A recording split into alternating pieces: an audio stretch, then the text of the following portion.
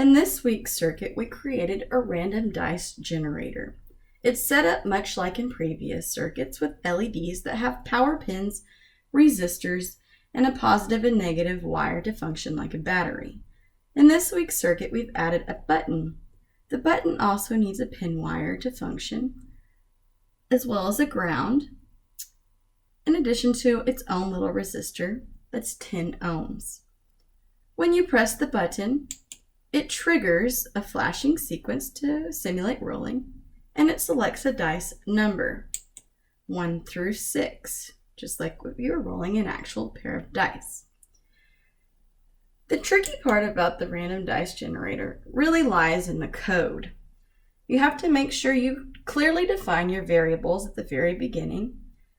The LEDs are set as output and the button is set as input. You also have to set a return that starts with the word long. In your void setup, you set the pin modes to output and you set the button to input. Then you add a random seed function. This is what makes it random when you hit the button.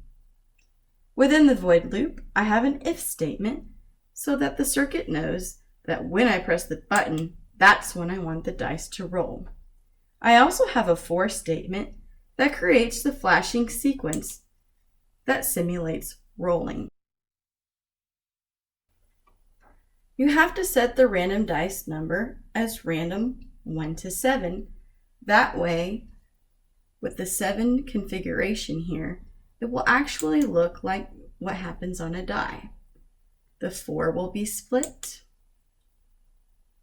the 1 will be in the center, and then your other numbers will be across in the correct configurations, if you have them in the if statements correctly. If you have your if statements created correctly for the random numbers, you'll then have a void statement for each of the rolls. The code can be tricky, but if you're careful and you've set your variables, you've set your return, you've set your void setup, and you've set your loop correctly, everything should function correctly.